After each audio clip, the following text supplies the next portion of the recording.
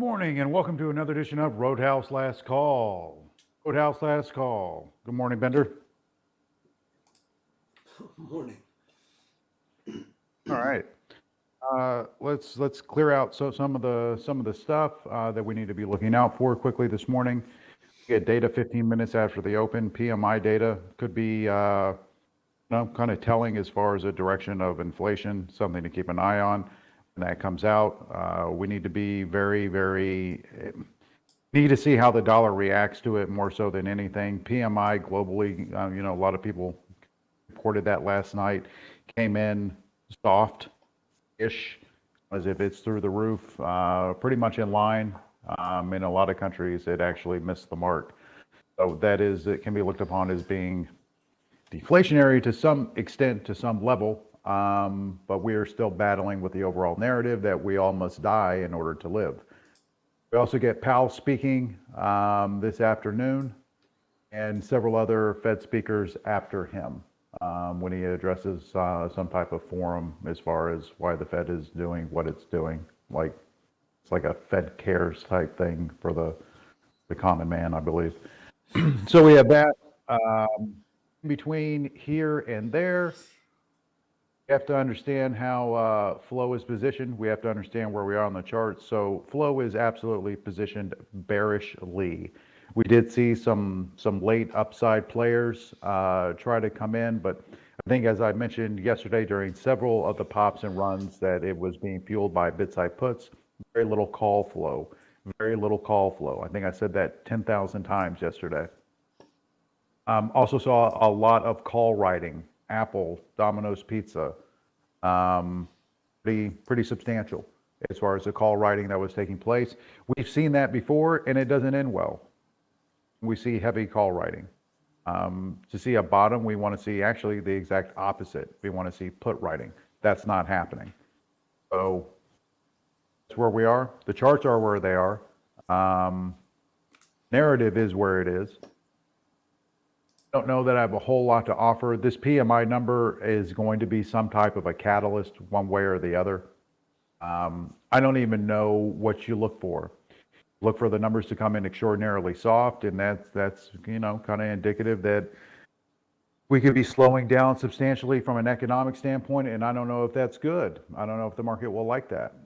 I don't know if it comes in too hot as far as it being, things are good. If that's good either. I don't know. The concept of data being one way or the other is anybody's guess. But what we do know is the dollar has fired to the upside on pretty much every single data point that's been offered out over the last several months. When you want to look at a chart that is absurdly vertical and just for shits and giggles, you say, wow, that's run pretty hard and fast for a long time. Maybe it's too high. Maybe there should be a pullback. Geez, that would be the dollar. Okay, vertical. Absolutely vertical. That's what we have as far as setting up the day. I've gotten a lot of DMs last night and into this morning regarding the potential move this week for today being extremely heavy, that there's not going to be a lot of in between. There's going to be a lot of move. Which way that move goes, I don't know. I'd like to be able to say it's anybody's guess. But in a lot of ways, the die has been cast. So I think we can say, and to some degree, play what you see. If you don't feel comfortable playing what you see, play. It's okay not to play. Ender, what do you have for us, buddy? It's okay not to play. Yeah. Here is, just so for context, there's a chart, daily time frame. We all know where we're at. You can see it right there. As far as levels go, currently sitting 37.20. The level that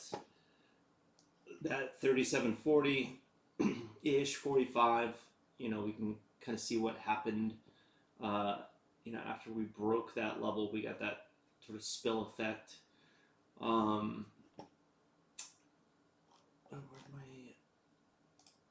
1 second. I just wrote all these out. Oh, here we go. So I think, if we're looking for, let's start with levels above. If we're looking for, levels above that act as resistance, or, that we would have to break through that 3740 to 3750 area. If we get a bounce and we push up against that and reject it, then, we know what's next. Likely How many handles off is that from where we are now? 20 to 30. We're at 3720. 3740 comes in 20 handles higher. Okay. We've got 3710, previous level of support resistance. Obviously, the whole round number of 3700. 3688 was a previous level of support and resistance, and then a big one at 3660. There's a fib there. It's also a previous level of interest. So that's kind of what I would be looking for. If we break 3700, we look at 3688 and then 3660. On the flip side, if we can, waddle our way back up above 3750, then we can look at 3780 and then 3800. If we get above 3800, we'll come back and put out some more levels if we get there. No idea what the day is going to bring, but that's why I post that daily chart, because we can all see where we're at, and if we don't hold these levels, we did give up that. Let me go back to a 2 hour here.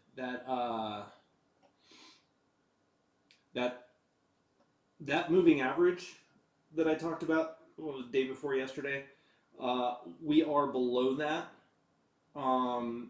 So what I want to see now is, and it's going to take a couple days, I think.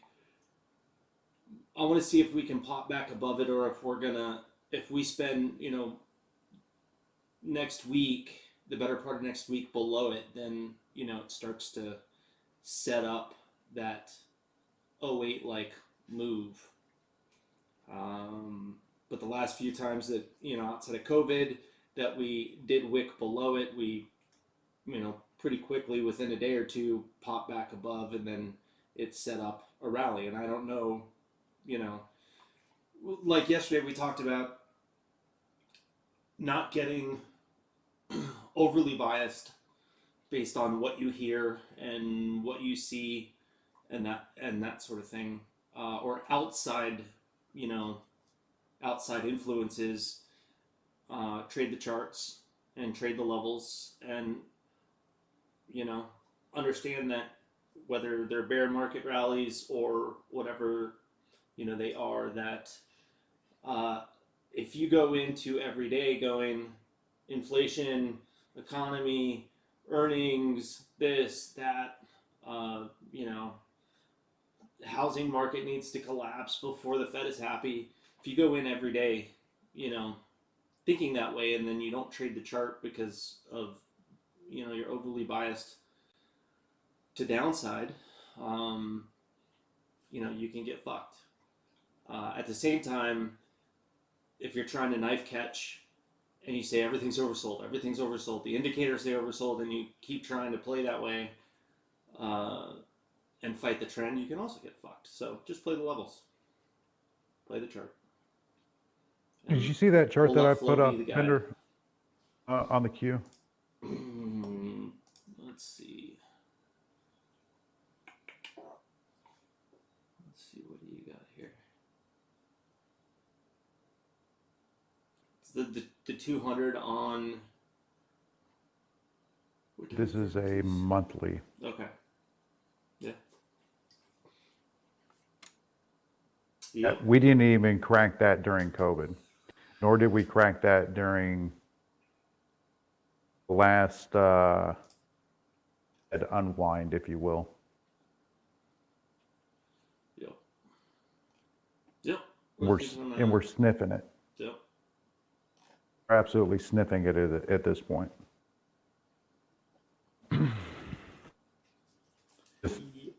No, it's like you go through and you start looking at different things, and it's like, okay, so where are we? Like, much to your point, where are we on the chart? Where are we in the game? As far as not, and one thing that should be really reinforced as far as what Bender is saying, as far as fair market rallies and things turning and things moving, that really needs to be accentuated. I think, because I think it's extremely smart. We have had some pretty dramatic moves.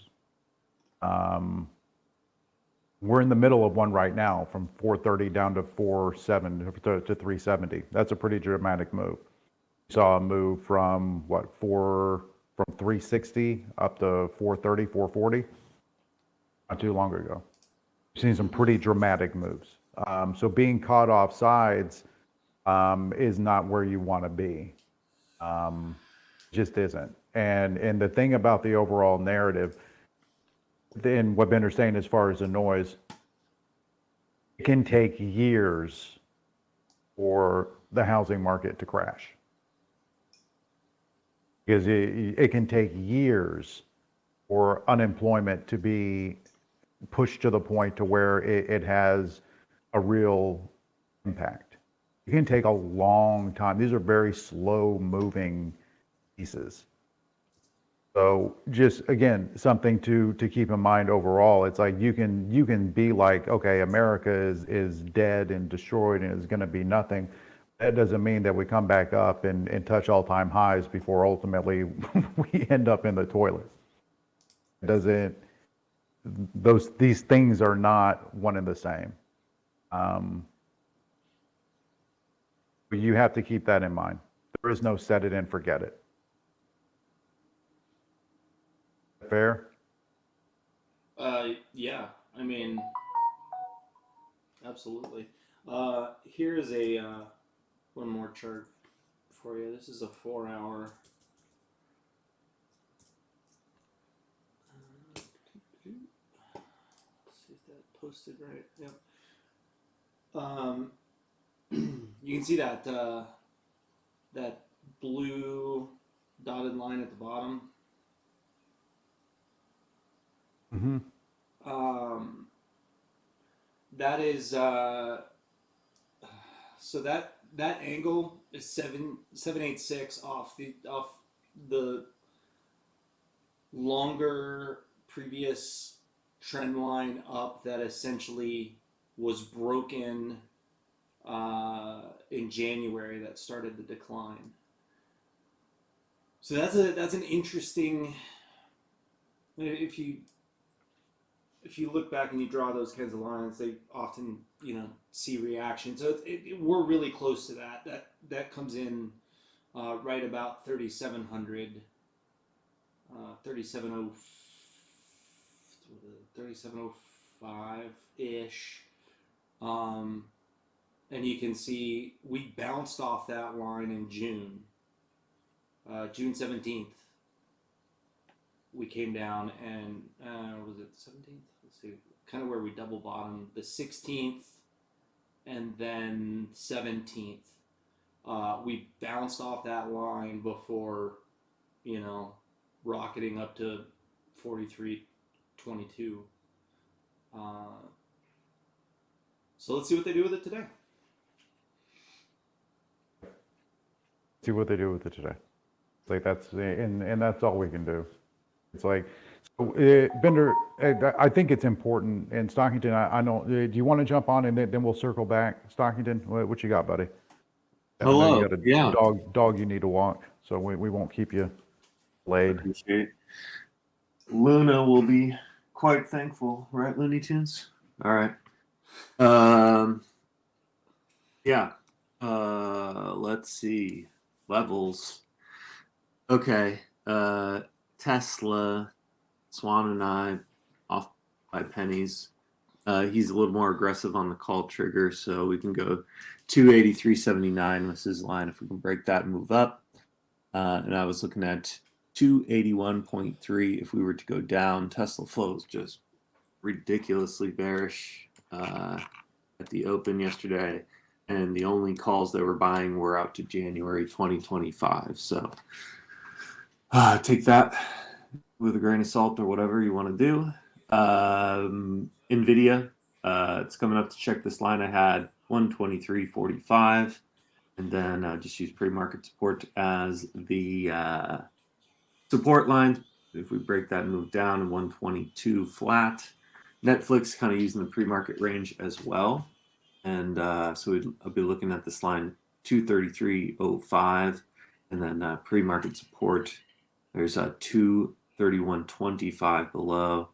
We go down. There's dark pool down there, 229.87, and then of course, speaking of the dark pool, we had a girthy dark pool there on the Dix last night. I don't know what they got going on with the Dix. A girthy dark pool on the wow. Wow. Yeah, now all we need is E-nut to pop, and we'll have a climactic end to the week. But yeah, that's true. That's all I got.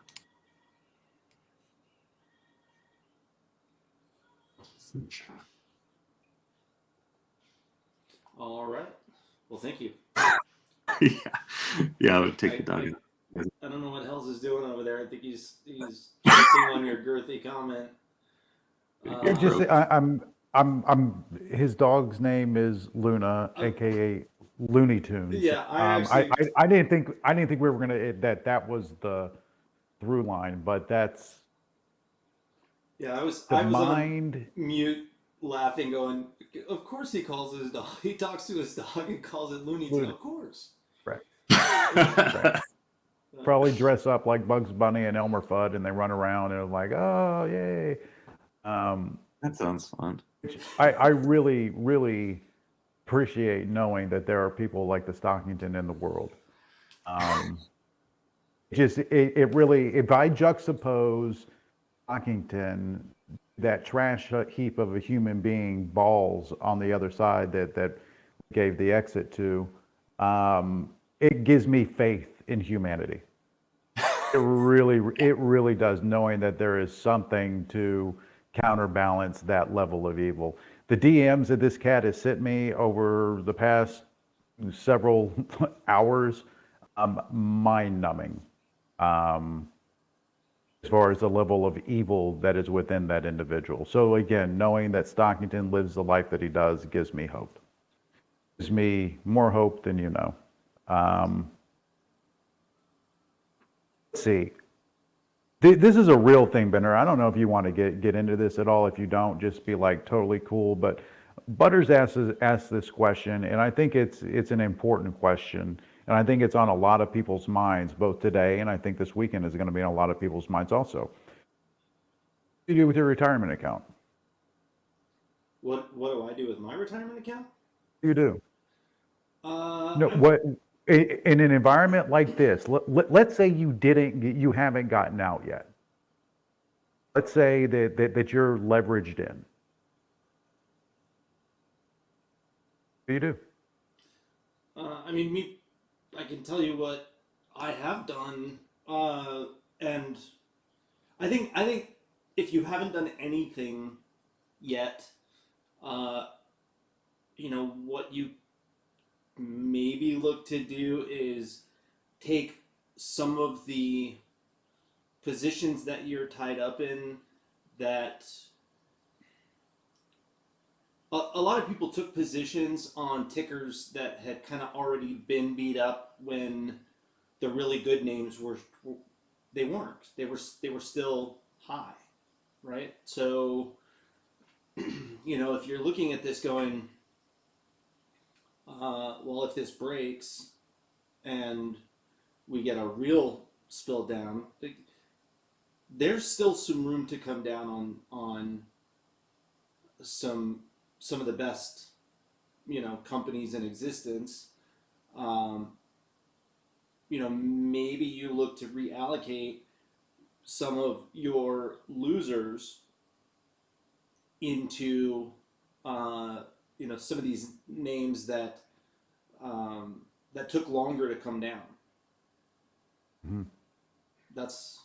And I've started to do that. I did that on a few positions yesterday. That it's like, well, I think we're gonna move a little lower tomorrow, and I want to take this money and put it into some of this other stuff that now I can now I can buy and hold on to it. Now, kind of like what I've been saying the last week is that I think that the next real move up, I think I'm going to be ahead of it. Not necessarily ahead of it, but I think we'll see it. I think we'll see it in the flow. I think we'll see it in the charts, and I think we'll have time, to act on it instead of trying to time the bottom or catch the bottom or front run it. I think it'll be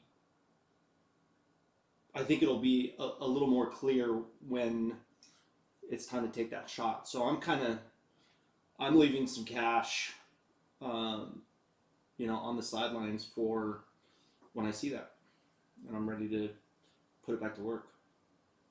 And I think that's the biggest thing that Bender said right there at the end is having the ability to take advantage of the move. It's like, even if you didn't redistribute, even if you didn't do anything, but you kept a pile of cash for moments in time like these, or over the next 6 months, let's just say it could be that long. That's what ultimately gives you the ability to win long term. The problem comes when you over leverage yourself, in an environment that's risky. Investments are risky; they're not guaranteed. But when you over leverage yourself, that's where you need to worry. So if you're full tilt margin and you're getting margin calls, and the man's knocking on your door, you have a different thing to worry about, as opposed to this too shall pass. Blue chips are still blue chips. Opportunity is still opportunity, and you take advantage of the opportunity. It's like, are you over leveraged? That's always the question. And you can ask yourself, in a good market or bad market, are you over leveraged? And the answer should always be, no, you are not. Should be. Should be. But if that man's knocking on your door, that's a whole different subset of conversation that you have to have with yourself.